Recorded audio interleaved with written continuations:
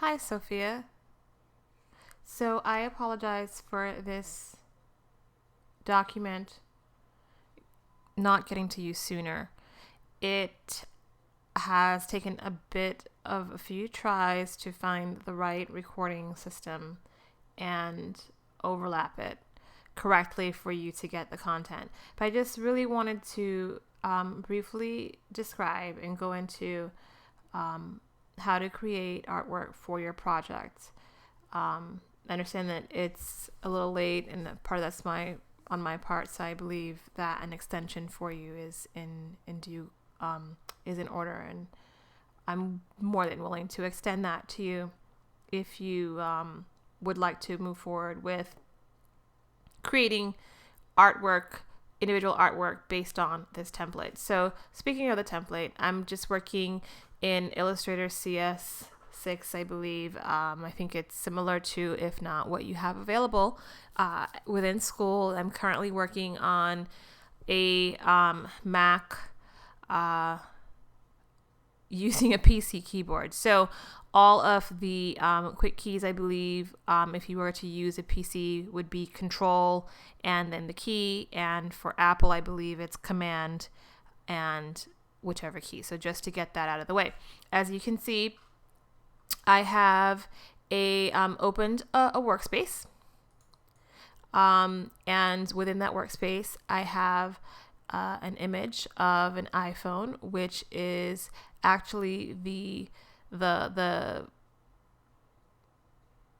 template, I guess I would say, that I was telling you about, that you can find through a website, and I will include that in an email or a link below. Should I post this on YouTube, I'll make sure that you have the link to that program, which you just download to your computer, and it has a bunch of different templates. The technology ones are towards the end for both Android and Apple products, including telephones and PCs. So you can manipulate it how you would like to manipulate it.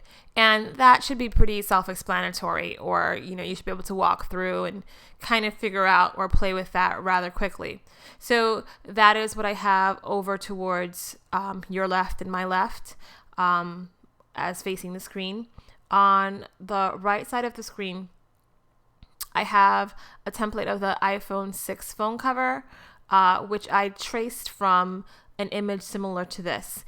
And I'll show you also really quickly how to do so.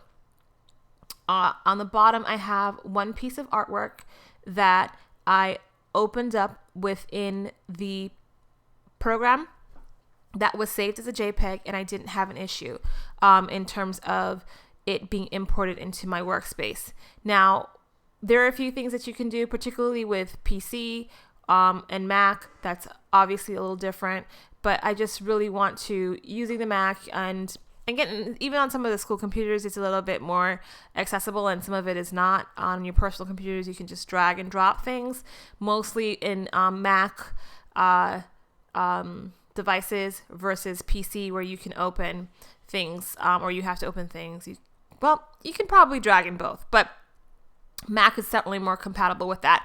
So I just wanted to give you an example of opening or importing your artwork into your working space. So that's what I have here on my Mac screen of the cherry blossoms. I'm just going to drag it in just to show you some of the complications that can happen when you're importing your art into your workspace.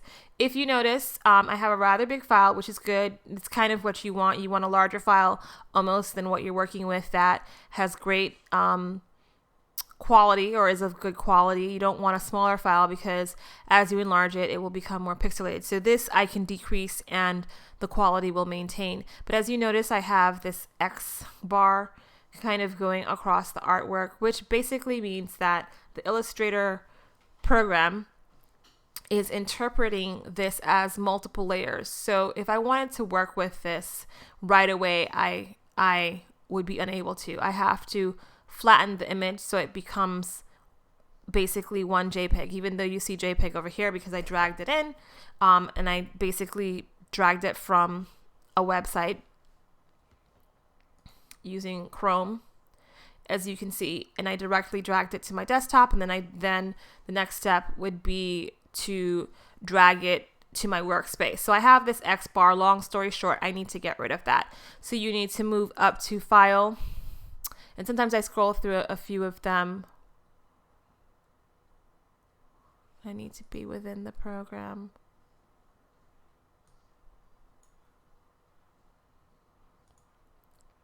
There we go. I needed to click within the program. I was still on the main screen.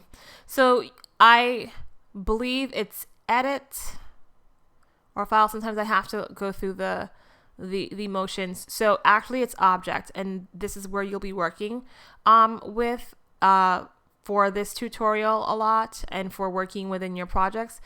I'm going to show you 2 ways of manipulating the artwork, but this would be the first step for either of those 2 ways. So you would need to flatten the transparency.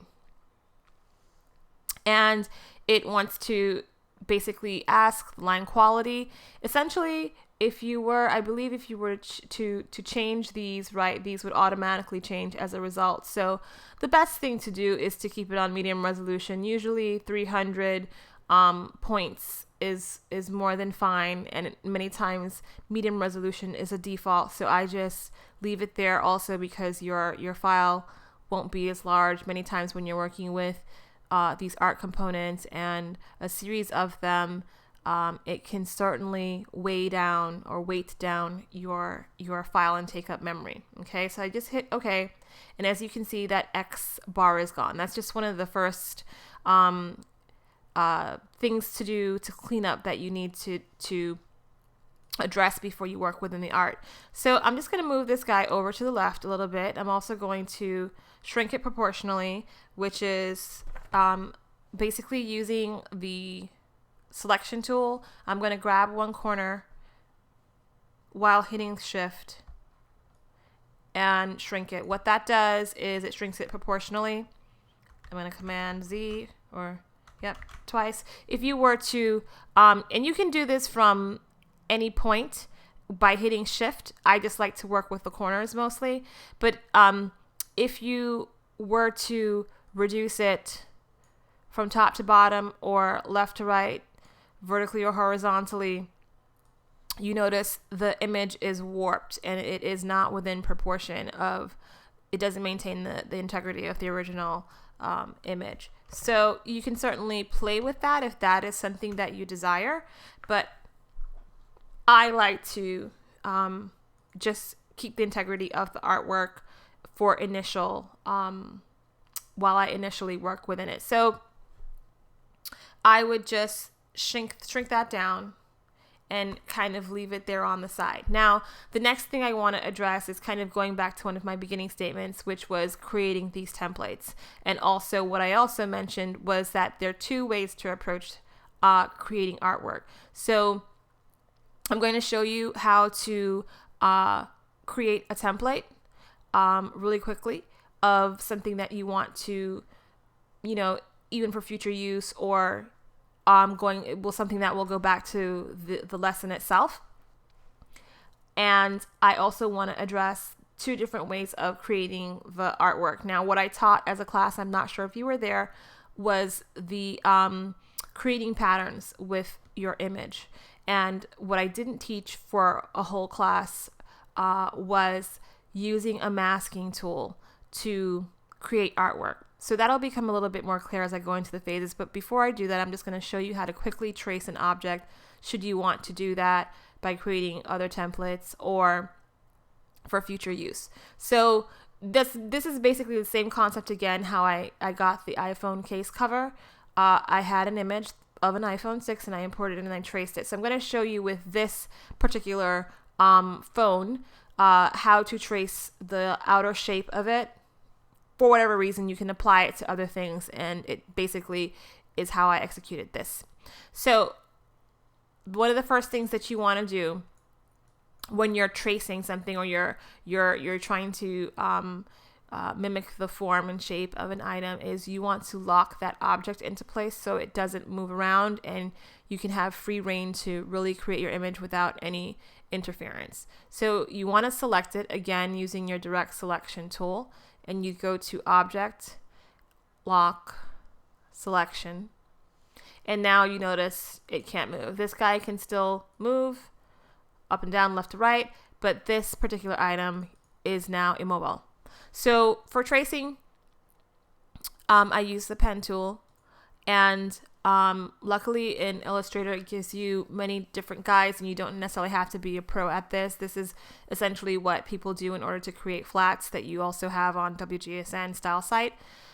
So I'm just going to really quickly go over basics with you. So I like to start at the left to right, kind of reading left to right. I can use that in terms of creating shapes, especially when they're symmetrical in terms of, their top to the bottom, etc. Right? So this is not necessarily symmetrical, but when they're shapes that are probably, I'll just use the word symmetrical, easier to trace. So I like to, again, work from left to right. And what I usually do is I start with the flattest surface. So I'm going to start with the top of the iPhone. I'm going to ignore all these little bobbles and whatnot because that's minutia and more technique. So I basically start, and as you can see, the Illustrator program has detected an edge. And starting from the flattest point, if you notice, it gives the intersection point, which is the middle of the phone. You can certainly approach it that way. That's a more complicated thing that I can show you in person on how to trace one half and basically copy that half and join the two pieces together. We won't be doing that in this tutorial. So I just go to the edge of my flat surface, and you can see this blue line here basically shows you that, okay, you have a straight edge, but it's an angle versus a straight line. Okay. So I'm just going to click with my mouse and keep moving. Now, as you round a corner, and I suppose I could have gone a little further. Let me go a little further. I'm going to go to about edge to edge from where my corner starts, where my shape starts to change. And then I'm going to kind of go around the bump where my curve kind of ends. I'm going to click and really be careful not to unclick. Instead, what you want to do is click and drag and manipulate the shape to kind of fit the curve more or less. Okay. What I also like to do, that's not perfect, but it's not hideous. What I also like to do is I like to, after a curve, you'll notice these bars that I'm pointing to with my mouse. They're basically called handles. They allow for you to manipulate and change the curve. You essentially, you can keep it, but if you notice here, it's going, if I click to my next shape, there's a bit of an indentation right in here that you can't see. So as currently, but it's definitely there. What you want to do is you want to click back on that last point just to remove the last handle, and then you can continue going to your straight edge. And that's where I can actually go a little further. My curve starts and ends about there. And again, clicking and manipulating the mouse by dragging. Clicking the point after a curve to remove the handle. Again, going to the straight edge from where the curve starts and ends. Using the mouse to manipulate the shape. Deselecting that point. Going back to the straight edge. And now this is the part where you're basically finished, and you essentially want to close your shape so that it can be manipulated. So what you need to do here is you need to basically look for that O where it says anchor and O. Basically, you're closing the shape, and that confirms that you're closing the shape. If you don't see that, that means that I have not closed the shape. And you can certainly approach it this way if you want to finish your curve. But whatever you do, you need to close your shape. I like to just kind of do it in one fell swoop because you have a neater curve there. If you saw in what I just undid, there was a little bit of a divot. So I hit the anchor point, making sure it's closed, and then I can just manipulate my shape for the curve by dragging the mouse. And there I have a closed shape. Then I'm just basically going to go back to my pen tool first to deselect. And now this is its own separate thing. Okay, so it could certainly represent the phone case. That's exactly how I got this shape. For the other shape, I simply traced the inner portion of it and then I joined the two together. And I'll show you what I mean shortly. Right now, I'm just going to kind of recreate the screen here. Now you can, the center part of the screen here, or actually the screen. So you can go ahead and trace with your pen tool a square if you wanted to, making sure that you close that path. And I'll just do it really quickly. Super simple. And now that's a closed shape. Or, and I'll just move that out of the way. I'll just move that down here. Or you can certainly utilize a tool that already has it built in. And that's this little guy. This box represents a few shapes. If you hit on the toggle, you'll notice that you have a bunch of different shapes that you can manipulate. You have an ellipse tool. You have the rectangle tool. We'll just grab that. And you would go from, again, working from left. You can work left to right if you want, and down. In this case, many times I usually work from top left to bottom left. It's just somehow a little bit more organic, and then over to top and bottom right. And I basically have the same shape. So for this particular one, I think it's how I created that shape. Now I'm going to show you. So if I want to move this guy, actually, I have to go back to Object, Unlock All, and move it out of the way. Now, if you lock multiple things and you want to unlock one, unfortunately, you're going to unlock all of them. So if I were to have locked all of these and I hit Unlock All, there's no unlock selection feature. You'll unlock all of them if they were to all be locked. So I'll show you the first version of creating the clipping mask, which is actually not the first one I mentioned. I talked about patterns first, but I'm going to show you the clipping mask version first. It's kind of like, I think it's the harder one of the two in a way, and maybe easy in some ways. It just depends on what your preference is. But I just want you to think of clipping mask feature as baking cookies. Simple as simple. The image is going to be your dough, and the item or the shape that you want the image to be placed into is going to be your cookie cutter. So your dough has to be on bottom. What you want the shape, what you want the shape to receive has to be underneath the shape itself. So if you notice here over to the left, it's kind of a similar concept where items that I draw using the Illustrator program will always indicate a fill and an outline stroke. You can turn off the outline and you can turn off the stroke. It then becomes invisible unless it's selected. Okay. This is a default, which is black and white, black for the stroke and white for the fill. Now, also, if you notice, the last thing that I used was the stroke. The stroke is best to be left on the bottom because whatever is on top is going to indicate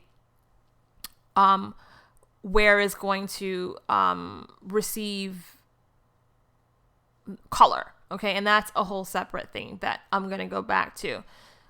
So I'm just going to make my stroke a little bit stronger, which you can do here by manipulating the toggle keys. You can certainly also go in and select. And this should be on top of my image, which is exactly what I want it to be. If for whatever reason it was not, I would make sure that I had the item selected. So say, for example, we'll just use this. If I wanted this to be on top for whatever reason, in this particular case, you don't, but we're going to just manipulate it just for the purpose of the lesson. You would hit Object, Arrange, Bring to Front, and it would then be in front of the item. So I'm going to do the same thing. Or you can certainly, we'll just send it to back.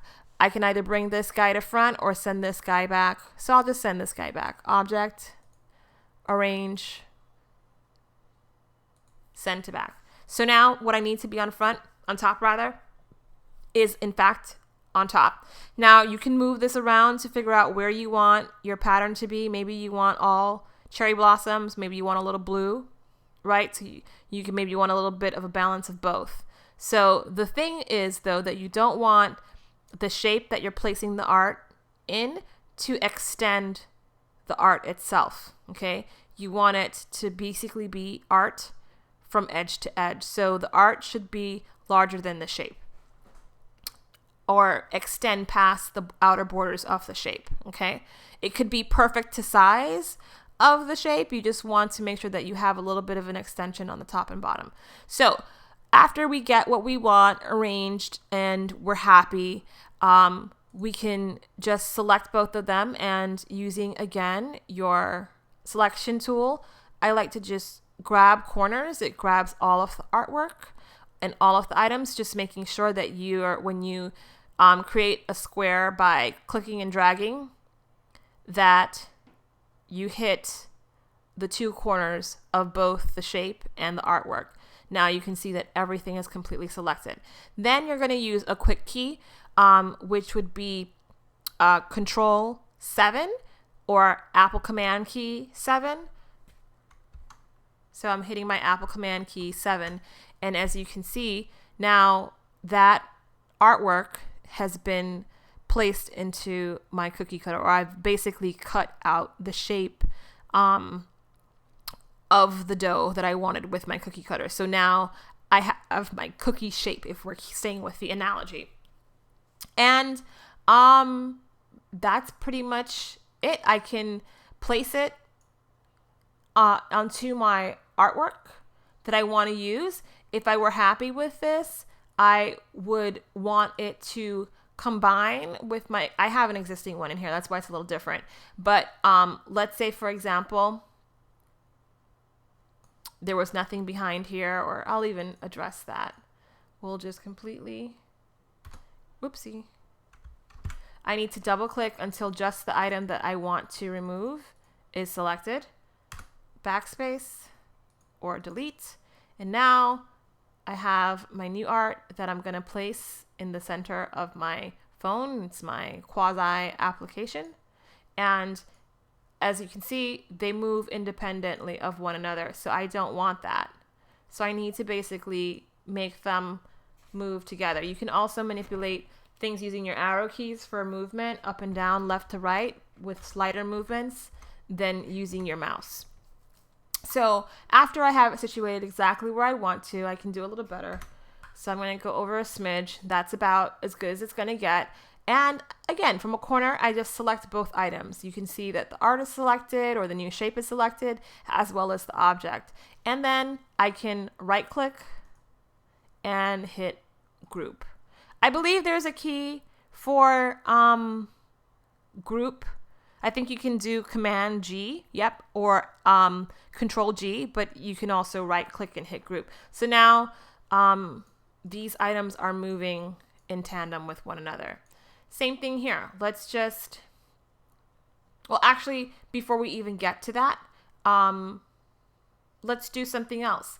And just so you know, when you're using artwork, I like to make copies of things. You can still select the artwork within the shape that you've masked, or the new shape that you've created. It just becomes a little complicated. You kind of have to click until you see the visible portion and the new negative space portion of the art. But once you see, you have visual memory and recognition that basically this is the artwork. It's just that it is masked, so you can't see it in totality, but you can, Illustrator recognizes its shape still. You can copy that and paste it. But when you're copying, or Command C, you have to click outside the artwork, because if you paste it, it's going to paste it into the grouped item. It's going to paste it exactly into this, and you won't be able to manipulate it. So I paste it outside just so I have extra art. I'll do the same with this one. I'll just copy it, that's kind of, sorry, I'm used to my Mac. Control copy. Used to my PC, Control V, and I'm actually using a PC keyboard with a Mac computer, right? My husband's a gadget guy. I don't get it. But anyway, so I just have extra pieces of my art just in case I want to work with other things. Now I'm going to move on to showing you how to create a pattern, okay? And it's relatively easy. The system does it for you. First, if you notice over here on your right, you have what should open in terms of a bunch of other menus and files. What you really want to concentrate on right now, I have symbols selected, but you should have swatches, brushes, and symbols together. What I want to focus on are the swatches. So basically, if this does not, these are individual things that you can open, or you can open these individually within Windows. So for whatever reason, if your swatches wasn't open, you would know that, because it would not have a check mark next to it, and you would simply select it. So like, say for example, because I already have swatches, I'm just going to check mark stroke, and over here, stroke was added to its particular relevant relationships. But if swatches wasn't there, and I'll just get rid of it just for the sake. Likewise, if you don't want something, you would deselect it or uncheck it, and you notice that it has gone away. But that is what I really need to work within pattern and color for Illustrator. So I want that guy really apparent. So now I'm just going to select one of my guys here, actually both of them, and I'm going to make a pattern. So I've made a few patterns previously, which I've named, and they'll basically, you'll have some of them you'll have to scroll up and down for, depending on how visible the colors and the swatches are, and that's totally fine. But what usually happens, this is the default one through Illustrator, and these two I already created in a previous taping of this. Like, I've taped this maybe 5 times. So basically they appear in order that you have made them. So I'm going to, this one's a different file from this cherry blossom, so I'm just going to name it something different, but I'm going to create a pattern, and it's really, really, really simple. So if I've bored you this entire time so far, this is where you want to perk up and pay attention. So you're going to select the item, the image that you want to create a pattern out of, and again, doing so with your arrow tool, right? So if it's not selected, there's no blue highlight around it. If it is, the computer definitely tells you visually that it is. Okay, so you would select it and hit Object and go to Pattern, Make. And basically now it's going to ask you, oh, are you sure? Is this really what you want to do? And it's just kind of like a default. I'm going to say, yeah, it's totally what I want to do, and hit OK. Then it shows you what would be a natural repeat. So if you notice here, tile type, this is a grid format, so it's a little bit more blocky. So it's more of exactly what it says, like a grid, from math class. I forget what that paper is called. And you can manipulate this if you want to. You can offset it,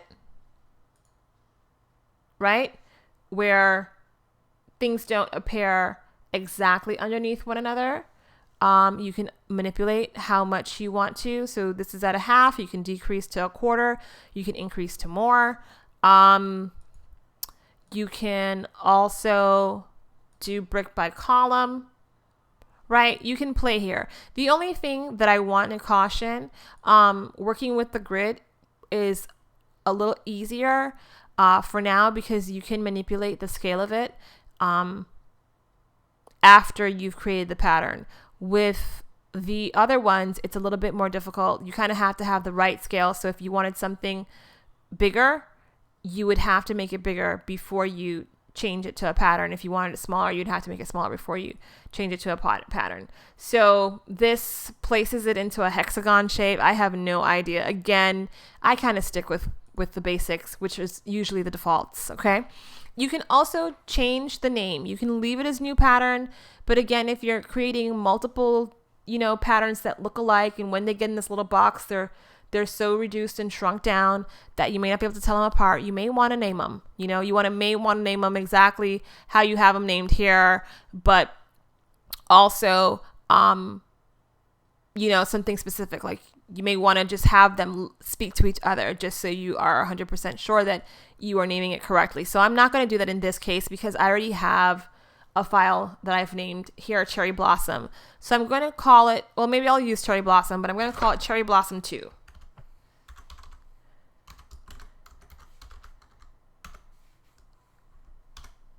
And if you don't want to name it, you don't have to. But once I'm going to hit enter, and then it's going to say, are you sure? You basically can cancel if you're not happy or you have commitment issues, but you can also just hit done. That's really what you want to focus on. Create pattern, or I'll go back, but pattern, make, hit OK, change the name if you want, and then hit done.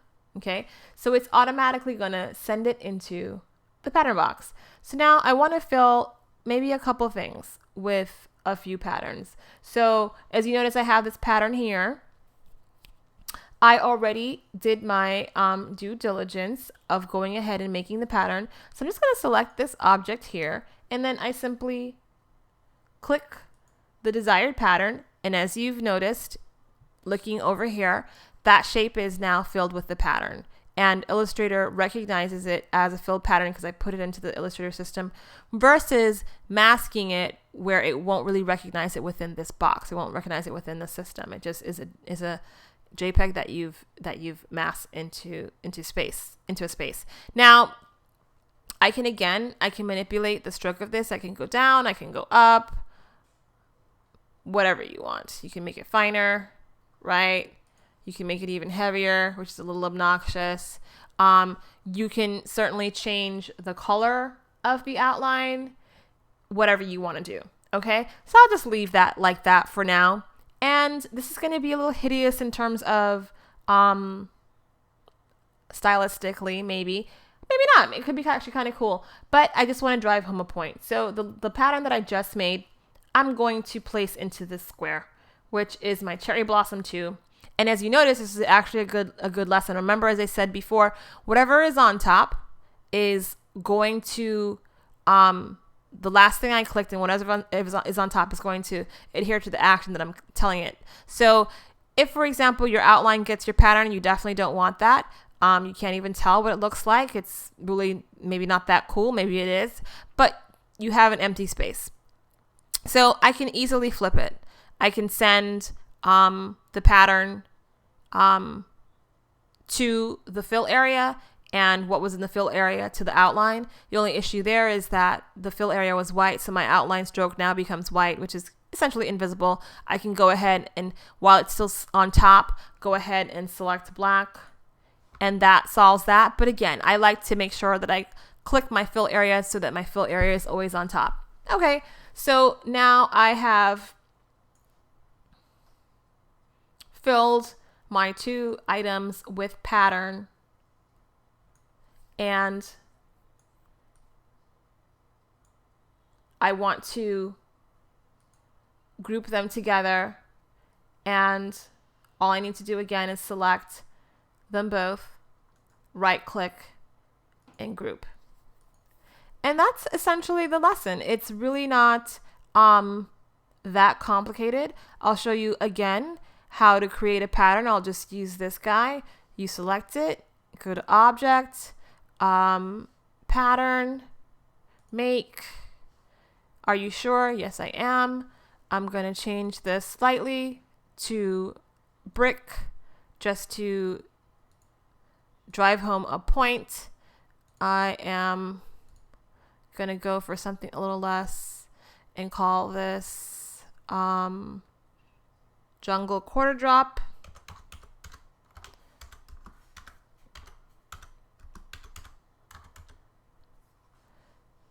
Hit enter, select done, and now it is in my pattern box. So I just want to show you the difference. I'm going to create a new shape. I'll just, for the purpose of a lesson of giving you more, if I want to create a perfect circle, I just hit Command, actually Shift, and drag and create the circle, and it creates a uniform circle. And I'm going to go to my last pattern, and again, it tells you if you ever confused, if you hover over each one, it will tell you what it is. So I'm going to hit that pattern, and I just want to show you within, I'm going to ungroup this guy, right click, ungroup, just to show you how you can manipulate one. This is where I just created a regular pattern out of a grid, and this is where I got a little bit more fancy and created a half drop. So I want to show you how you can scale things. You would basically select the object, go to object, select transform, select scale, and again, uniformity has to do with proportion, and obviously non-uniformity, you could warp things however you want to. So I like to make sure that uniformity is selected. Again, that's the square that I am. But I just love things to be proportional and maintain the authenticity of and integrity of the intended art work and its presentation. So I can manipulate this. I'm going to decrease it. So I'm going to go to 70% uniformly. And the most important thing, sometimes even before I do that, I make sure that my transform object is deselected and my transform pattern is selected. The thing here is that you want to make sure that only the pattern is transformed, because it's going to transform the pattern within the shape. If I have transform objects, it's looking at, I believe, both the pattern and the shape. So I'll just show you what that looks like in a preview. So as you notice, this shrunk. That's definitely not what I want. So I just want this to shrink. And if I deselect this will automatically select. You can select both, however. So again, if I deselect just transform object, transform patterns is going to be selected. That's not true for transform pattern. Well, it is true for transform patterns, okay? But you, again, can select both. So I'm going to get a preview, and the shape was contained, but the image within the shape is what had the manipulation. And I hit okay. I'm happy with that. This is not, I don't believe, hopefully it doesn't do it for this, and because then, it'd be a little strange, but that's not true for this item. Well, actually it is. I think it didn't work in my last video. So it just depends on what you want to do. But again, you just want to make sure that transform object is not selected. You can get larger as well. You can increase from it's 100% to 110 up to 100 and 200, 300, 400. I'm just going to go to 159. So that would be a 59% increase from where we started. Hit preview. And as you can see, it's gotten larger. Maybe I want to go even bigger. You just kind of have to hit preview and hit preview again. And maybe I'm happy with that. So that's fine. So you do have options. For this one, actually, I'm going to decrease it. Object, transform, scale. And again, it's going to most likely keep the last percentage that you increase. And if you always want to have preview selected before you hit OK. It'll actually keep increasing it from the last increase if you are working within the same thing. So I'm actually going to go really small. I'll do even smaller.